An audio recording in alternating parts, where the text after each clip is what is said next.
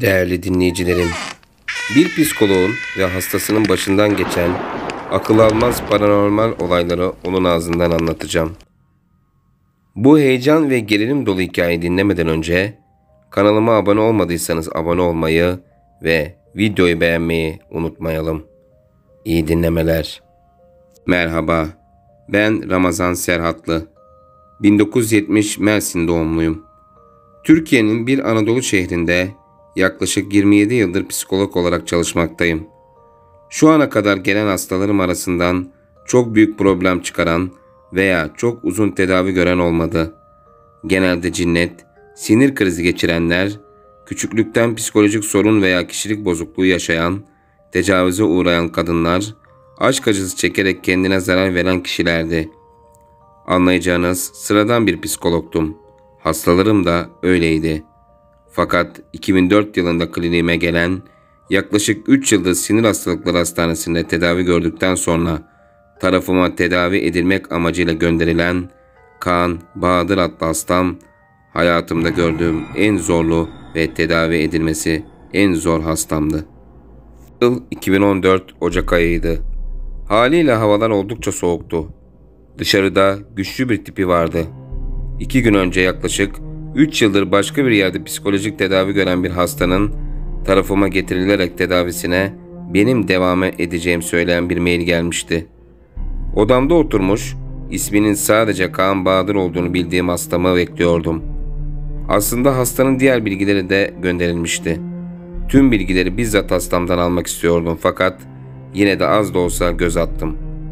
Bilgisayarımın başında kahvemi yudumlarken Kaan Bahadır'a ait maildeki kendisinin bilgilerini ve tedavi aşamalarına göz attım. Fazlasıyla kendimi kaptırmış olacağım ki asistanım Seher Hanım'ın kapımı çalmasıyla irkilmiştim. Seher odaya girdi ve Kaan Bahadır'ın geldiğini söyledi.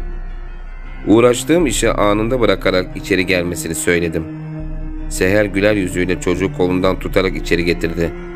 Sapsarı saçları, yemyeşil gözleri vardı. Çok tatlı ve güzel bir çocuktu. Bembeyaz bir teni vardı. Zayıftı fakat yüzü vücuduna göre kiloluydu. "Geç otur bakalım yakışıklı," dedim gülerek. Kaan karşımdaki deri koltuklardan birine oturdu. Seher'e bakarak "Tamam, sen çıkabilirsin," dedim. Utanıp çekindiği belliydi. Ellerini dizlerinin arasında birleştirmiş yere bakıyordu. Adını bilmeme rağmen konuşturmak için "Adı ne senin bakayım?" dedim. Gözlerini yerden kaldırarak dünyanın en güzel tebessümüyle "Kaan," dedi. "Nasılsın?" dedim. Hastalarıma karşı sürekli güler yüzlü olurdum. Kaan kasılarak ve çekinerek "İyi," dedi sonunu uzatarak. Uzun bir süre sohbet ettik. 1994 Sinop doğumlu 10 yaşında bir çocuktu. Genelde hastalarım ile ilk günden tedaviye başlamazdım. İlk gün onlar ile tanışır, iyi görünmeye, güvenini almaya çalışırdım. Bu yüzden "İstersen bugün tanışma faslını geçelim. Yarın sorunun hakkında konuşuruz," dedim.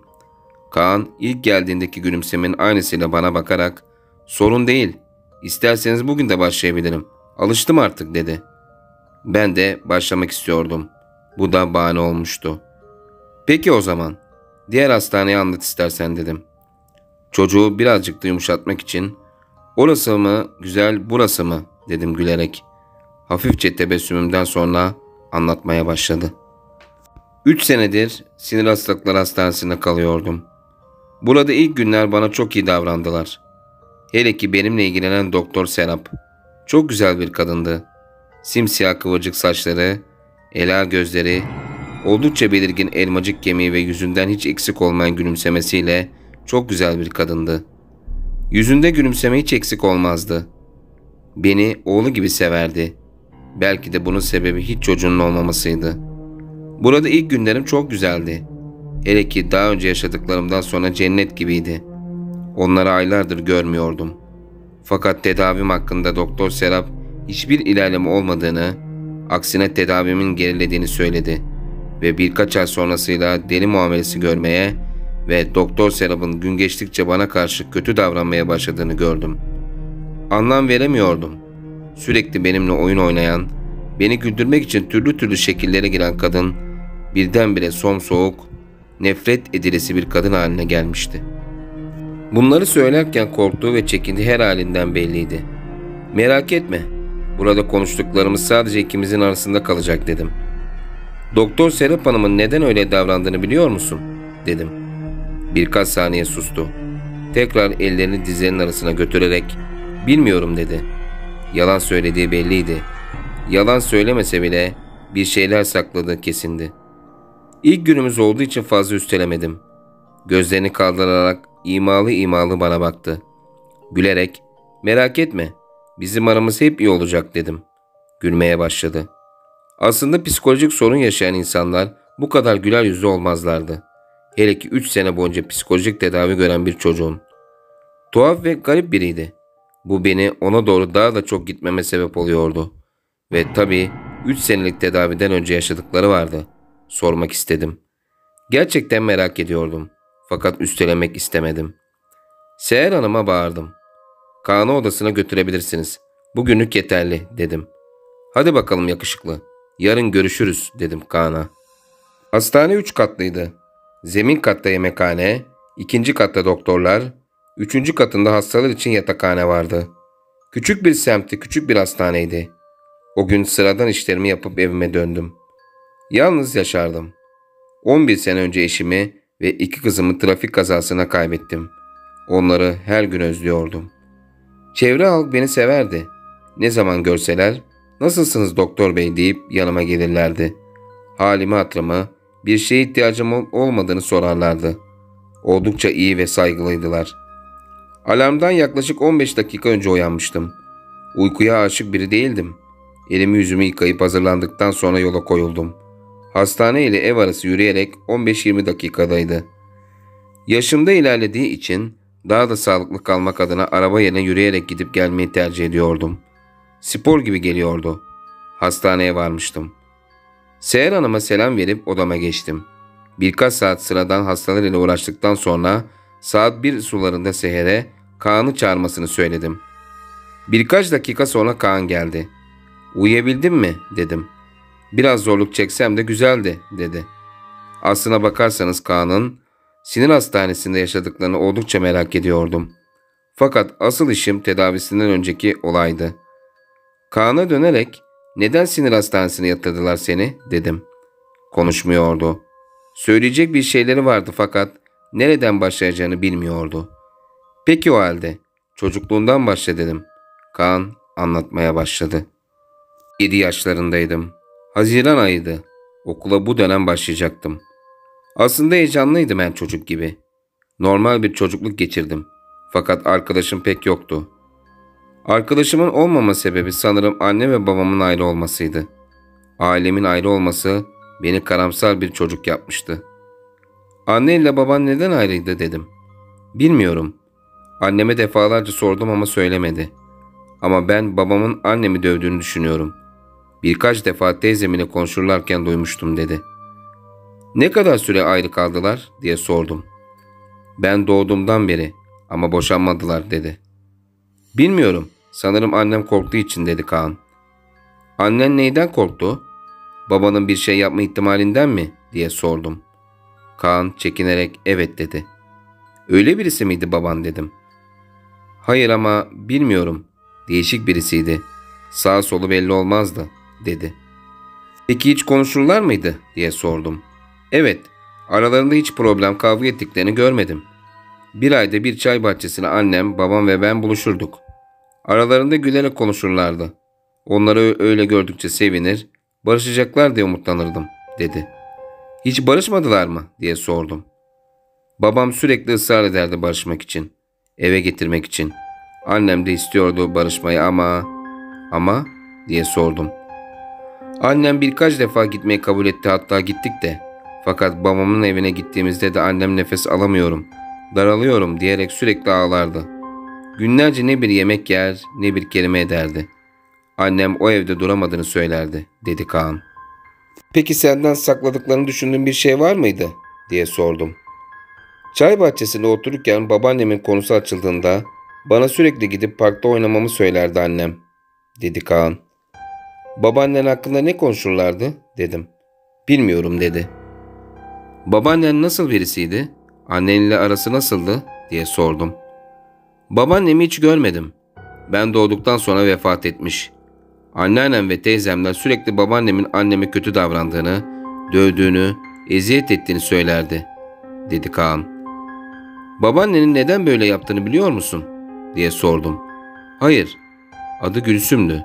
Ne zaman konusu geçse, adı söylense anneannemle işkillenir, konuyu kapatırdı, dedi Kaan.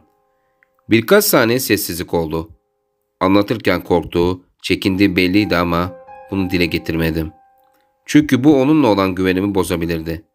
10 yaşındaki bir çocuğun böyle şeyleri bu kadar soğukkanlı anlatması ona karşı olan ilgimi daha da çok artırıyordu. Hiç barıştılar mı annen ve baban diye sordum. Çekindi. Cevap vermedi. Sanki kafasına silah dayayıp tehdit etmişçesine susuyordu. Bak Kaan'cığım, sana sorduğum sorulara eksiksiz cevap vermen senin yararına. Ne kadar çok cevap alırsan buradan o kadar erken gidersin. Konuştuklarımızın hepsi aramızda. Ben senin doktorunum, tamam mı? Dedim. Serap abla da doktorumdu dedi. Bir de o konu vardı. Daha çocukken yaşadıklarını anlamadan sinir hastanesinde yaşadıkları vardı. Fakat akıllı ve zeki biriydi. Peki Ramazan abi, anlatıyorum. Umarım sen de bana deli demezsin, dedi. Kaan Bahadır anlatıyordu. Yıl 2001 Haziran ayıydı. Okula bu dönem başlayacaktım. Okula başlamamın heyecanı vardı üstümde ve tabi annem ile babamın tekrardan barışma çabaları. Fakat bu sefer olmuştu. Annemin sürekli o evde daralıyorum sözlerinden sonra babam evdeki her şeyi kapılardan pencerelere, mutfak dolaplarından parkelere her şeyi değiştirme teklifi sundu ve annem de kabul etti. Babam da maddi yönden güçlü biriydi. Evi baştan aşağı döşemek onun için sorun değildi. Mayıs ayında alışverişe çıktılar. Evi baştan aşağı döşediler. Koltuklar geldi, televizyon geldi. Kapılar değişti. Çok az bir şey kalmıştı bitmesine evin. Halamlar, teyzemler, dayımlar herkes gelmişti o gün. Ustalar yan odada parkeleri yaparken biz de salonda ailecek oturmuş muhabbet ediyorduk. Hayatımda ilk defa bu kadar mutluydum. İlk defa bir aile ortamı görmüştüm. İlk defa annem ile babamı gülerken görüyordum. Ve ilk defa odam bilgisayarım olacaktı. Ustalara ve kendimize yemek söyledik. Oldukça keyifli olan moralim daha da keyifliydi şu an. Birkaç dakika sonra ustalardan "Bu ne usta? Nereden çıktı bu?" diye sesler geliyordu. Ustaların başındaki adam yanımıza gelerek elindeki cismi gösterdi babama ve "Fatih Bey, tuvaletin klozetini değiştirirken böyle bir şey çıktı. Anlam veremedik," dedi. Babam daha ustanın elindeki garip cisme bakamadan ben ustanın elinden almış hayretle bakıyordum. Çok beğenmiştim. Hatta o kadar beğenmiştim ki odama asmıştım. Dayım birazcık huysuz olmuştu. Fakat ortamın neşesini bozmamak için gülüp geçmişti. Kaan'ın sözünü keserek "Nasıl bir şeydi, hatırlıyor musun?" diye sordum. Soruma cevap vermeden önce "Bir bardak su alabilir miyim?" dedi. "Tabii," diyerek Seher'e seslendim ve bir bardak su istedim. Suyun gelmesini beklerken ortam yine sessizleşmişti. Kaan'ı inceliyordum. Her kelimesinde sanki o anları tekrar yaşamışçasına heyecanlanıyor ve korkuyordu. Seher kapıyı tıklatarak elinde bir bardak su ile içeri girdi. Kaan suyu resmen Seher'in elinden kaptı ve kana kana içti. Suyu bitirerek masanın üstüne koydu. "Bir bardak daha ister misin?" dedi Seher. Kafasını hayır anlamında salladı Kaan. Seher bana dönerek "Bir isteğiniz var mı Ramazan Bey?" dedi. "Yok, hayır, teşekkür ederiz," dedim ve Seher bardağı alarak dışarı çıktı. "Daha iyi misin şimdi?" dedim gülerek Kaan'a.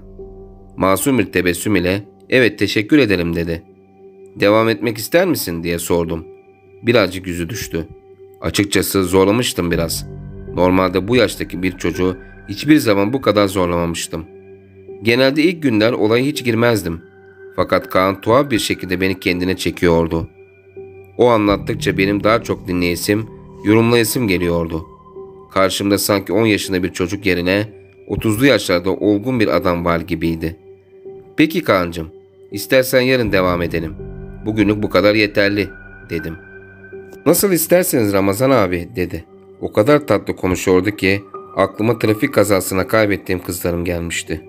Gözlerim doldu hafiften. Kaan'ın görmemesi için Seher'i çağırdım ve Kaan'ı odasına çıkarmasını söyledim. Seher odamdan çıkarken gözlerimin dolduğunu görmüş olacak ki "İyi misiniz Ramazan Bey?" dedi. Gözlerimi ovuşturarak "İyiyim, iyiyim, sorun yok." dedim. Bir selpak ile gözlerimi kuruladım. Saate baktığımda ise saatin 4 olduğunu gördüm. 2,5 saattir konuşuyorduk. Zamanın nasıl geçtiğini anlamamıştım bile. O gün başka bir hasta almadım. Saat biraz daha geç olduktan sonra hastaneden çıkarak çarşıya indim. Eve yiyecek bir şeyler aldım ve manavda gözüme muz takıldı. Kızım Merve'nin en sevdiği meyveydi. Gerçi her çocuk severdi muzu. Belki Kaan da seviyordur diye birkaç tane alarak eve geçtim. Oldukça yorgun olduğum için yemek yedikten sonra yatağıma girdim. Sabah her zamanki gibi yine alarmdan önce kalkmıştım. Elimi yüzümü yıkayıp üstümü giydim. Anahtarları ve cüzdanımı cebime koyarak çantamı aldım. Bir poşetin içine muzu koyarak çantamın içine koydum ve evden çıktım. Belediye temizcisi Rahmi yine sokağı süpürüyordu. Beni görünce gülümseyerek "Oo doktor abi nasılsın?" dedi. "İyiyim Rahmi, sen nasılsın?" dedim. "Allah'a şükür uğraşıyoruz." "Gördüğün gibi." dedi. "İyi hadi kolay gelsin." dedim. "Sağ ol doktor abi, sana da." dedi. Yola koyuldum. Yaklaşık 15 dakika sonra gelmiştim hastaneye. Seher'e selam vererek odama geçtim. Paltomu askıya astım ve koltuğuma oturdum. Telefonumu masaya bırakarak bilgisayarımı açtım ve maillerimi kontrol ettim. Seher'i çağırarak "Bugün kimseyi alma, sadece Kaan ile görüşmek istiyorum." dedim. "Peki Ramazan Bey, ne zaman çağırmamı istersiniz?" dedi. "1 saat sonra uygun." dedim. "Peki." dedi bey ve kapıyı kapatarak çıktı. Yaklaşık 1 saat sonra kapım çaldı ve Seher girerek "Kaan'ı getirdim Ramazan Bey." dedi. "Girsin girsin." dedim acele ederek. Kaan içeri girdi ve yine aynı yerine oturdu. "Merhaba Kaan'cığım, nasılsın?" dedim. "İyiyim, siz nasılsınız?" dedi. Teşekkür ederek gülümsedim. Yemyeşil gözlerini kocaman açarak bana bakıyordum. Çok masum ve tatlı bir çocuktu. Çantama bakarak "Muz sever misin?" dedim. Gözleri iyice büyümüştü. Fakat bir yandan da çekiniyordu. Çantamdan çıkararak onu uzattım. Bir tane de ben aldım. Muzu küçük küçük ısırarak yiyordu. Neredeyse 10 dakika sürdü yemesi. Bir psikolog ve hasta arasındaki ilişki sevgili işine benzerdi. Arada güven yoksa ikisi de yürümezdi. Güvenini kazanmaya çalışıyordum ki bunu başarmış gibiydim. "Peki başlayalım istersen." dedim. Gülümseyerek "Olur." dedi. Nerede kalmıştık diye düşünüyordum ki o çoktan lafa girmişti bile. "Duvara asmak için odama götürdüm o cismi." dedi. "Cisim nasıl bir şeydi?" diye sordum. Anlatmasına devam etti. "Yuvarlak bir cisimdi ve onu sarmalayan başka bir yuvarlak halkası vardı. Ortadaki yuvarlağın üstünde bir bebek vardı ve o bebeğin altında yaşlı bir kadın. Kadının vücudunun bir kısım duman içindeydi. Demirdendi ve altın ile kahverengi karışımı bir rengi vardı. Oldukça ağırdı. Üstünde çok sayıda yazı vardı." Cismi anlatırken lafa girdim. "Bu yazıların anlamını biliyor musun?" dedim. Birkaç saniye sustu. Ardından ise "Bilmiyorum." dedi. "Peki cismi geçelim. Bundan sonra neler oldu? Yaşadığın olayla bununla mı ilgili?" diye sordum. "Evet." dedi soğuk bir ses tonuyla. "Dinliyorum." dedim. Anlatmaya devam etti. Birazcık kötü kokuyordu.